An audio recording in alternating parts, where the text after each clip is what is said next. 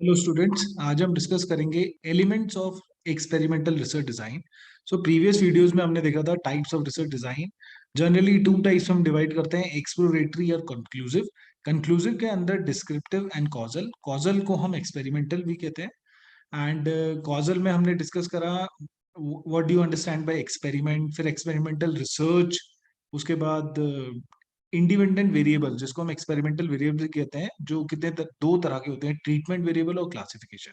सो आइए डिस्कस करते हैं elements of experimental research design. So experimental research design के चार एलिमेंट्स हम डिस्कस करते हैं। फर्स्ट है मैनिपुलेशन ऑफ इंडिपेंडेंट वेरिएबल। सो जो आपका एक्सपेरिमेंटल वेरिएबल होगा, इंडिपेंडेंट वेरिएबल जिसको हम मैनिपुलेट करते हैं, उसका manipulation first. Second is selection and measurement of dependent variable. It is very important कि आपका जो डिपेंडेंट वेरिएबल है वो क्या है, कैसे उसको मेजर करते हैं, कैसे सेलेक्ट करा आपने। थर्ड है selection and assignment of experimental subjects. जो रेस्पोंडेंट्स, चाहे वो फर्म है, कोई ऑर्गेनाइजेशन है, कोई इंडिविजुअल है, कस्टमर्स हैं, जिनसे आप डेटा कलेक्ट करेंगे, उनका सिलेक्शन और असाइनमेंट। देन फोर्थ है control over extraneous variable. Variables के वीडियो में हमने देखा था एक्सट्रेनियस वेरिएबल, कुछ अपार्ट फ्रॉम जो मेन इंडिपेंडेंट वेरिएबल्स होते हैं, उसके अलावा जो इंडिपेंडेंट वेरिएबल्स होते हैं जो इफेक्ट करते हैं स्टडीज को, और उन सबको हम कहते हैं एक्सट्रेनियस वेरिएबल। बहुत तरह के एक्सट्रेनियस वेरिएबल होते हैं, मॉडरेटिंग वेरिएबल्स होते हैं, इंटरवीनिंग होते हैं, कंट्रोल होता है, कंफाउंडिंग वेरिएबल्स। उसके बाद इन सब एलिमेंट्स को हम वन बाय वन डिस्कस करते हैं। सो फर्स्ट, जैसे हमने कहा, मैनिपुलेशन ऑफ इंडिपेंडेंट वेरिएबल्स। सो एक एग्जांपल हम डिस्कस करते हैं, कोई सेल्फ एफिकेसी एग्जांपल है जिसमें researcher choose to provide some employees with positive feedback and not give the same encouragement to others. So किसी ऑर्गेनाइजेशन में दो तरह की ट्रीटमेंट एम्प्लॉयज के साथ होती है। कुछ को पॉजिटिव फीडबैक मिलती है, किसी को पॉजिटिव फीडबैक नहीं मिलती है। सो आपने क्या करा, आपका जो इंडिपेंडेंट वेरिएबल था दैट इज फीडबैक, तो किसी को फीडबैक मिली है, किसी को पॉजिटिव फीडबैक नहीं मिली। सिमिलरली एक मेडिकल रिसर्चर में manipulate an experimental variable by treating some subjects with one drug and other subjects with a separate drug. So आप एक जो आपका सब्जेक्ट है, एक जो सैंपल है, उसको आप एक ड्रग दे रहे हैं, कोई पर्टिकुलर ड्रग, और जो दूसरा सब्जेक्ट है उसको एक सेपरेट ड्रग दे रहे हैं। तो आपने क्या करा, आपने मैनिपुलेट करा टाइप ऑफ ड्रग्स को, और पहले में आपने मैनिपुलेट करा फीडबैक को। सो मैनिपुलेशन, आपने एक सब्जेक्ट को फीडबैक दी, एक दूसरे जो एम्प्लॉयज थे उनको फीडबैक नहीं दी। सो ये कुछ एग्जांपल हैं जिसमें हम मैनिपुलेशन करते हैं इंडिपेंडेंट वेरिएबल्स का। इसमें जनरली हम डिवाइड करते हैं एक्सपेरिमेंटल ग्रुप और कंट्रोल ग्रुप में अपने डेटा को। So an experimental group is one in which an experimental treatment is administered, जिसमें एक ट्रीटमेंट दी जाती है, उस ग्रुप को हम कहते हैं एक्सपेरिमेंटल ग्रुप। और कंट्रोल ग्रुप होता है जिसमें no experimental treatment is administered, कोई ट्रीटमेंट नहीं दी जाती है। सो इन अवर एग्जाम्पल जो हमने प्रीवियस में देखा, सेल्फ एफिकेसी एग्जाम्पल था जिसमें फीडबैक मिली और नहीं मिली। तो एक्सपेरिमेंटल ग्रुप वो था जिसको फीडबैक, जिसने जो एम्प्लॉयज ने रिसीव करी पॉजिटिव फीडबैक, और कंट्रोल ग्रुप वो था जो एम्प्लॉयज जिनको कोई फीडबैक नहीं मिली, कोई एडिशनल पॉजिटिव फीडबैक नहीं मिली।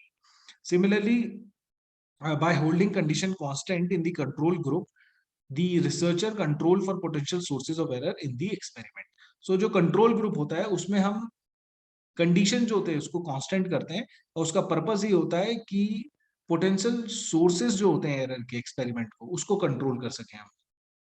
उसके बाद नेक्स्ट, सेकंड एलिमेंट है selection and measurement of dependent variable.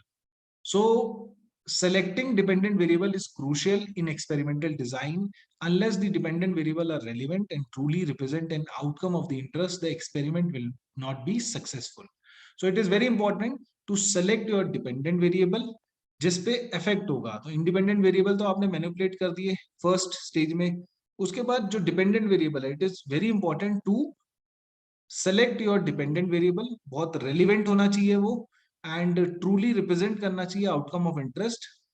Sometimes the dependent variable is fairly obvious, और कभी कभी आपको उस डिपेंडेंट वेरिएबल जो आप सेलेक्ट करते हैं वो कॉम्प्लेक्स हो जाता है। कॉम्प्लेक्स इन द सेंस उसमें बहुत सारे सब कंस्ट्रक्ट हो जाते हैं, इजिली आप उसको मेजर नहीं कर पाते हैं।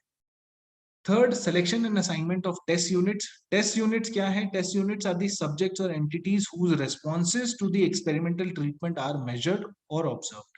सो वो रेस्पॉन्डेंट्स जिससे आप डेटा कलेक्ट कर रहे हैं वो होते हैं टेस्ट यूनिट्स. सो उनका सिलेक्शन एंड उनका असाइनमेंट जो होना चाहिए that should be very done very carefully. Examples test unit के इंडिविजुअल कंज्यूमर्स हो सकते हैं, एम्प्लॉयज हो सकते हैं, ऑर्गेनाइजेशनल यूनिट्स हो सकती है, मार्केट सेगमेंट्स हो सकते हैं. ये कुछ एग्जाम्पल हैं टेस्ट यूनिट्स के जिनसे हम डेटा कलेक्ट करते हैं.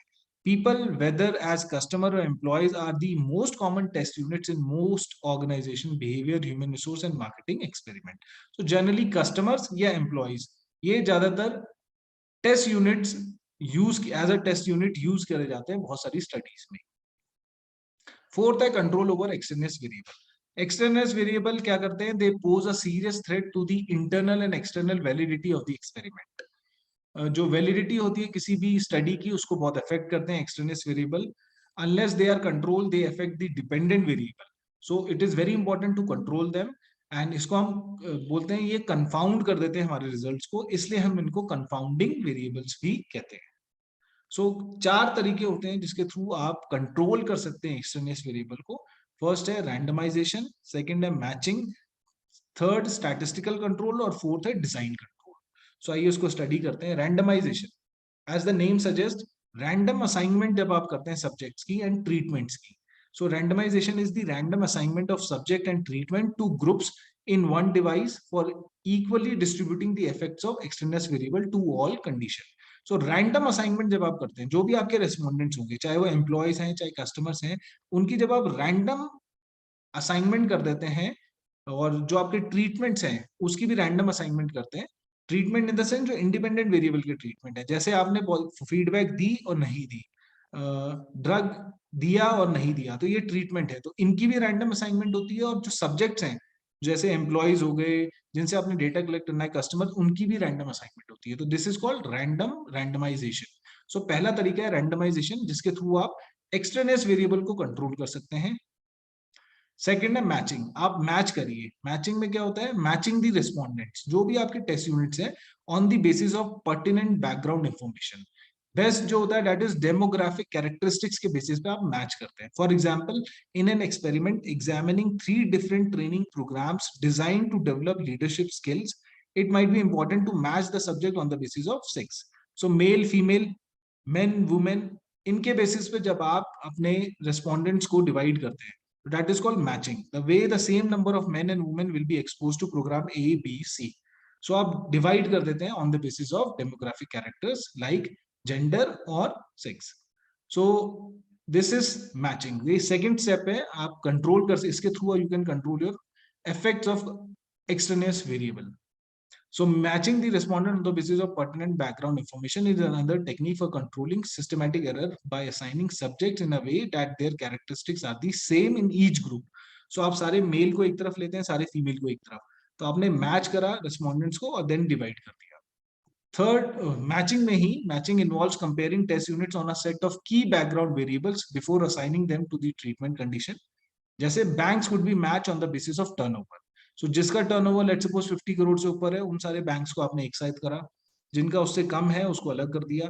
Size, proportion of retail to corporate clients, ये कुछ एग्जांपल हैं जिसके बेसिस पे आप मैचिंग कर सकते हैं. Ultimately you will control the external variable. Third, statistical control और फोर्थ है डिजाइन कंट्रोल.